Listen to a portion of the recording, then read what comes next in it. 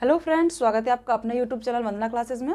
तो आज है दिनांक 11 अप्रैल और 11 अप्रैल से संबंधित जितने भी करंट अफेयर क्वेश्चन बने हैं उन सभी क्वेश्चंस को आज हम अपनी इस वीडियो में डिस्कस करेंगे। वीडियो बहुत ही महत्वपूर्ण और शानदार होने वाली है। तो आइए अपनी इस वीडियो को स्टार्ट करते हैं। क्वेश्चन नंबर फर्स्ट है, हाल ही में भारत ने किस देश को अफ्रीकन यूनियन ट्रांजिशन मिशन के $2 मिलियन अभी दिए हैं? तो अभी भारत ने दिए हैं, दक्षिण अफ्रीका का देश है सोमालिया। और क्यों दिए हैं? तो ये दिए हैं आतंकवाद से निपटने के लिए और वहाँ पर शांति और स्थिरता को बनाए रखने के लिए भारत ने अभी $2 मिलियन जो डॉलर हैं वो उनको दिए गए हैं। ये सारे भी दक्षिण अफ्रीका के देश हैं और दक्षिण अफ्रीका का जो कि देश है सूडान है, दक्षिण सूडान है, माली है। तो यहाँ पर बहुत ज़्यादा आतंकवाद वैश्विक स्तर पर फैला हुआ है और जो कि सूडान का अवैध क्षेत्र है। अभी यहाँ पर जो कि यूएन के द्वारा भारत के भी द्वारा भी यहाँ पर जो कि शांति दूत सेना है वो भी भेजी गई थी।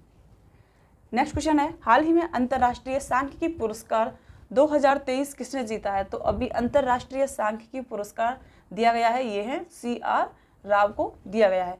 तो इस जो कि पुरस्कार है इसकी स्थापना हुई थी 2016 में। इसको स्टार्ट किया गया था और हर 2 साल के अंतराल पर इसको दिया जाता है। यह या तो किसी एक व्यक्ति को दिया जाता है या फिर पूरी टीम को इसे दिया जाता है। अंतर्राष्ट्रीय सांख्यिकी जो कि स्टैटिस्टिक्स होती है तो उसका इसे नोबेल पुरस्कार इसको कहा जाता है। और ये पुरस्कार क्यों दिया जाता है कि जो कि सांख्यिकी के क्षेत्र में जिसने सांख्यिकी का प्रयोग करते हुए विज्ञान और प्रौद्योगिकी प्लस जो कि मानव कल्याण है उसका जो योगदान किया हो सांख्यिकी के क्षेत्र में, तो उन लोगों को यह पुरस्कार दिया जाता है। इसी के साथ में अभी दिया गया है CR राव को। ऑप्शंस की तरफ अभी देखेंगे तो एंजेला मर्केल यूनेस्को शांति पुरस्कार से अभी इनको सम्मानित किया गया था। अमर्त्य सेन भारत के पहले जो कि ये हैं अर्थशास्त्री हैं और इनको नोबेल प्राइज मिला है अर्थशास्त्र के लिए। कार्तिक सुब्रमण्यम, जैसा कि मैं हमेशा बताती हूँ आपको, नेशनल ज्योग्राफी पुरस्कार अभी इनको दिया गया है कार्तिक सुब्रमण्यम को। एक बार इनकी तरफ भी देखेंगे, मातृभूमि book of the year award तो ये दिया गया है डॉक्टर पेगी मोहन को। डॉक्टर पेगी मोहन को यह अवार्ड दिया गया है। अंतर्राष्ट्रीय मातृभाषा पुरस्कार तो डॉक्टर महेंद्र मिश्रा को यह पुरस्कार दिया गया है। मिश्रा को। अंतर्राष्ट्रीय बुकर पुरस्कार तो अंतर्राष्ट्रीय बुकर पुरस्कार दिया गया है, भारत की हैं गीतांजलि श्री और इनकी बुक थी और ये पहली बार दिया गया है। इनकी बुक थी टॉम ऑफ सैंड, रेत की समाधि के लिए। विशिष्ट वैज्ञानिक पुरस्कार RB प्रसाद, तो अभी इनको विशिष्ट वैज्ञानिक पुरस्कार दिए गए हैं। तो इतने सारे पुरस्कार हैं जो आपको याद रखने हैं।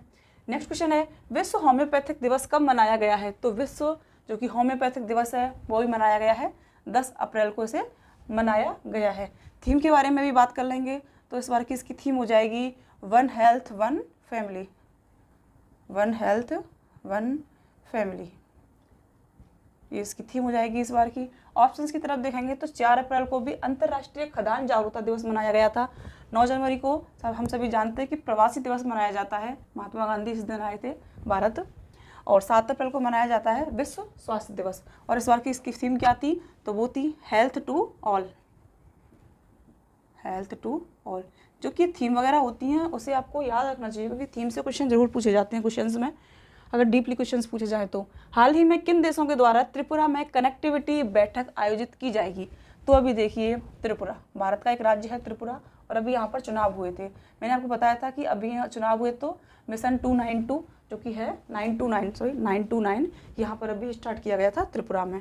तो अभी भारत, जापान और बांग्लादेश उपर्युक्त तीनों के द्वारा कनेक्टिविटी बैठक होगी। कनेक्टिविटी बैठक क्या होगी कि जो कि अपना अपना जो कि इनका क्षेत्र है तो वहाँ पर कमर्शियल जो कैपेसिटी होती है, वाणिज्यिक क्षमता होती है, उसके बारे में जो कि चर्चा है वो होगी कि किस क्षेत्र में किस प्रकार की जो कि वहाँ पर जो कि प्रोडक्ट्स वगैरह हैं तो उनके बारे में वहाँ पर बातें होगी। तो इस प्रकार की कनेक्टिविटी होगी। साथ में ही भारत में जापान के जो कि निवेश है उसे बढ़ाने के लिए भी यहाँ पर चर्चा की जाएगी। बांग्लादेश और भारत में भी अपने अपने निवेश को बढ़ाने के लिए यहाँ पर चर्चा की जाएगी। तो इसका राइट आंसर है उपर्युक्त सभी। नेक्स्ट क्वेश्चन है, हाल ही में प्रधानमंत्री मोदी ने कहाँ बिग कैट्स गठबंधन शुरू किया है? तो अभी बिग कैट्स गठबंधन शुरू किया है प्रधानमंत्री मोदी ने, ये किया है कर्नाटक में। मैंने अभी आपको 2-3 दिन पहले एक क्वेश्चन बताया था कि बांदीपुर जो कि यहाँ का नेशनल पार्क है, अभ्यारण्य है, तो उसे अभी 50 साल पूरे हुए हैं। बांदीपुर जो कि वन्यजीव अभ्यारण्य है और अभी इसके जो कि 50 साल पूरे हुए हैं तो यहाँ पर सिक्का जारी किया गया है इसकी स्मारक के रूप में मोदी जी के द्वारा और उन्होंने ही यहीं पर बिग कैट्स गठबंधन है उसकी शुरुआत की है। ऑप्शंस नहीं सॉरी, डिटेल में एक बार देखेंगे। मैं यहाँ पे डिटेल में कुछ पॉइंट्स लिए हैं। 9 अप्रैल 2022 को कर्नाटक के दौरे के दौरान उन्होंने अंतर्राष्ट्रीय big cat alliance IBCA international big cat alliance का शुभारंभ किया था। और इसमें वह क्या है कि IBA के माध्यम से भारत और अन्य देशों के साथ में, जिसमें से कौन कौन से देश हैं, इंडोनेशिया है, ब्राज़ील है, दक्षिण अफ्रीका है, ऐसे देश जहाँ पर भी बड़ी बिल्ली में भी कौन कौन से होते हैं, जैसे कि 7 प्रकार के होते हैं। शेर हो गया, बाघ हो गया, चीता हो गया, लेपर्ड हो गया, जैगवर हो गया, और जो कि हिम तेंदुआ जो कि लेपर्ड होता है वो, और एक क्लाउड लेपर्ड होता है। तो ये 7 प्रकार की जो बड़ी बिल्ली होती है, तो उनके प्रकार यहाँ पे बताए गए थे कि वो वाले होते हैं। इन देशों के साथ में ज्ञान, विशेषज्ञता और सबसे अच्छी प्रथाओं को संरक्षण में साझा करने की आशा है। तो इसीलिए IBCA जो कि मोदी जी के द्वारा भी लॉन्च किया, बताया गया था, इसको उद्घाटन किया गया था, वो किया गया था बांदीपुर में। और अभी एक और चीज़ है कि 2022 के अकॉर्डिंग बाघों की संख्या कितनी हो गई है, तो वो हो गई है 31767 बाघों की संख्या हो गई है 2022 के अकॉर्डिंग। फर्स्ट स्थान पर कौन सा राज्य है, तो वो हो जाएगा MP, सेकंड पे हो जाएगा कर्नाटका, थर्ड पे हो जाएगा उत्तराखंड, एंड फोर्थ पे कौन सा है, तो वो है महाराष्ट्र। लास्ट की बात करेंगे तो लास्ट में कौन सा हो जाएगा, वो हो जाएगा राजस्थान। 69 अभी बाघ हैं राजस्थान में, सूखा ज़्यादा है राजस्थान में, तो इसलिए यहाँ पे बाघों की संख्या भी कम है। ऑप्शंस की तरफ देखेंगे तो यहाँ पर कौन सा है, काजीरंगा, और काजीरंगा में एक सींग वाला गैंडा मिलता है। हिमाचल प्रदेश, तो हिमाचल प्रदेश की जो कि अभी झांकी रही थी, उसको भी फर्स्ट प्राइज़ दिया गया था 74वें गणतंत्र दिवस समारोह पर। अरुणाचल प्रदेश से मैंने कल आपको बताया ही था कि सियोम पुल का उद्घाटन किया गया था राजनाथ सिंह के द्वारा। और यहाँ पर कौन सा है, जो कि नामदफा वन्यजीव अभ्यारण्य है। यहाँ पर भी 4 प्रकार की जो कि बड़ी बिल्ली हैं, उनकी फेलाइन प्रजातियाँ पाई जाती है पूरे दुनिया भर में यहाँ पर। नेक्स्ट क्वेश्चन है, हाल ही में भारतीय बायोटेक कंपनी को विश्व वैक्सीन कांग्रेस 2023 पुरस्कार किस देश के द्वारा दिया गया है। तो देखिए, भारतीय बायोटेक कंपनी, इसका हेडक्वार्टर है हैदराबाद में, इसका हेडक्वार्टर है। 1996 में इसकी स्थापना हुई थी हैदराबाद में। और अभी जो बायोटेक कंपनी है, इसने दुनिया की पहली जो कि इंस्ट्रानोजल वैक्सीन थी, इनकोविक, तो उसको स्टार्ट किया था, इनकोविक को, और जो कि इंस्ट्रा मस्कुलर वो वैक्सीन थी, तो इन दोनों को यहाँ पर भारत में सबसे पहले स्टार्टिंग की गई थी। और अभी अमेरिका में वाशिंगटन DC में अभी इनको यहाँ पर पुरस्कार दिया गया है। और कौन सा दिया गया है, विश्व वैक्सीन कांग्रेस 2023 में। तो पुरस्कार कौन सा था, वैक्सीन इंडस्ट्री एलियंस, इसके अकॉर्डिंग पुरस्कार दिया गया था कि बेस्ट उत्पादन और बेस्ट जो प्रोसेस है इस कंपनी की वैक्सीन के तहत, तो इस सभी को ध्यान में रखते हुए यह पुरस्कार दिया गया है दुनिया में से सबसे फर्स्ट में वैक्सीन को, जो कि कंपनी है भारतीय बायोटेक। नेक्स्ट क्वेश्चन है, हाल ही में किस स्पेस एजेंसी ने high resolution air quality control instrument अभी लॉन्च किया है। तो high resolution air quality control है, उसको अभी लॉन्च किया है, ये है नासा के द्वारा लॉन्च किया गया है। और ये कहाँ की स्पेस एजेंसी है, ये है अमेरिका की स्पेस एजेंसी है। और इसको tempo stratosphere emissions monitoring power of जो कि पॉल्यूशन है, तो उसके अकॉर्डिंग इसको अभी लॉन्च किया गया था और ये सफलतापूर्वक लॉन्च भी हो गया है। इसका प्रमुख उद्देश्य क्या है कि जो कि अगर सैटेलाइट लगेगी वहाँ पर लगाया जाएगा, इंस्ट्रूमेंट को लॉन्च किया जाएगा, तो जो कि वायु गुणवत्ता की जो प्रदर्शनी है उसको अच्छी तरह से यहाँ पर प्रदर्शित कर सकेगी, तो इसलिए इसको लॉन्च किया गया है टेम्पो के द्वारा।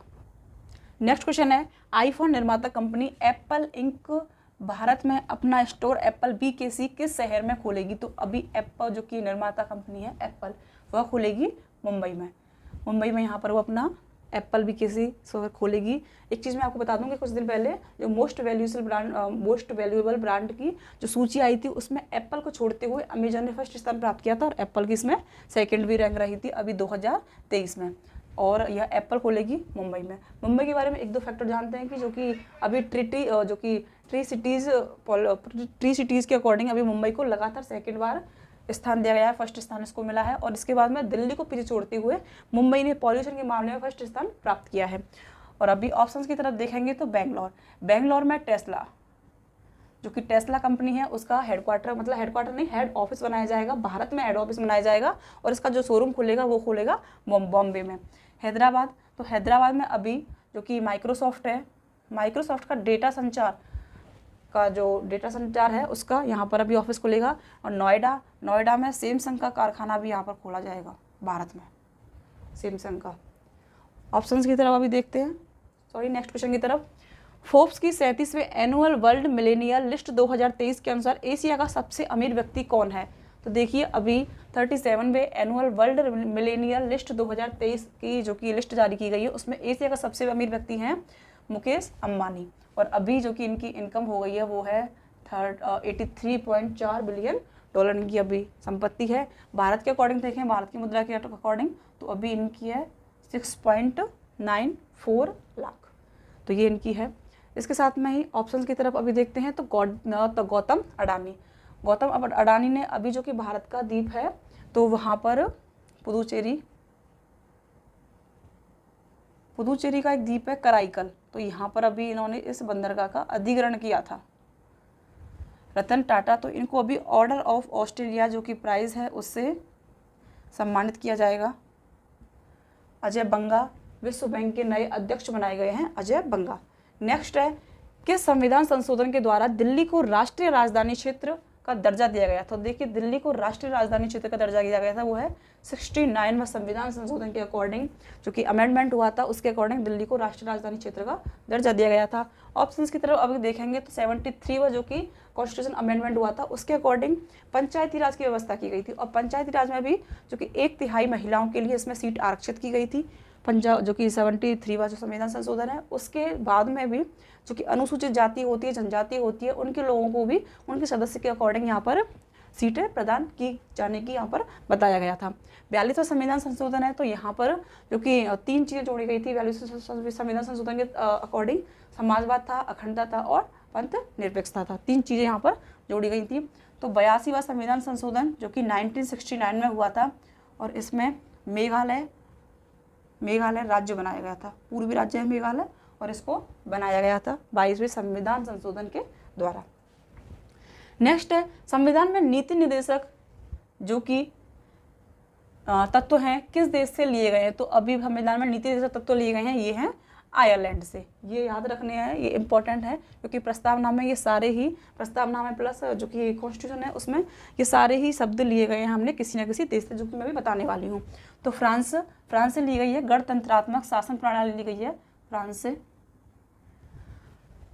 दक्षिण अफ्रीका से लिया गया है वो है संविधान संशोधन की प्रक्रिया, सबसे इम्पोर्टेंट है संविधान संशोधन जो कि कॉन्स्टिट्यूशन अमेंडमेंट होते हैं तो उसको लिया गया है दक्षिण अफ्रीका से। ऑस्ट्रेलिया से ली गई है भारत की प्रस्तावना, संविधान भारत का हृदय, संविधान का हृदय, ये ली गई है ऑस्ट्रेलिया से। नेक्स्ट है संविधान की प्रारूप समिति के अध्यक्ष कौन थे? तो संविधान की प्रारूप समिति के अध्यक्ष बनाए गए थे BR अम्बेडकर। प्रारूप समिति, मसौदा समिति, ड्राफ्टिंग समिति और ये जो कि प्रारूप समिति, इन तीनों के एक ही चीज़ है लेकिन नाम अलग अलग है, मसौदा समिति, ड्राफ्टिंग समिति। BR अम्बेडकर, वल्लभ भाई पटेल बनाए गए थे तो ये थे अल्पसंख्यक समिति थी, उसके अध्यक्ष थे वल्लभ भाई पटेल। JV कृपलानी झंडा समिति के अध्यक्ष थे, झंडा समिति। जवाहरलाल नेहरू संघ समिति, संघ शक्ति समिति, संघ समिति के अध्यक्ष बनाए गए थे जवाहरलाल नेहरू। और भी कई सारी जो कि कमेटियां बनी थी तो उनके अलग अलग अध्यक्ष बनाए गए थे, तो उसके बारे में हम आगे डिस्कस करेंगे। तो आज के प्रश्नों की श्रृंखला को हम सही बार समाप्त करते हैं। वीडियो अच्छी लगी हो, हेल्पफुल लगी तो उसको लाइक करें, शेयर करें एंड सब्सक्राइब करें। Thank you.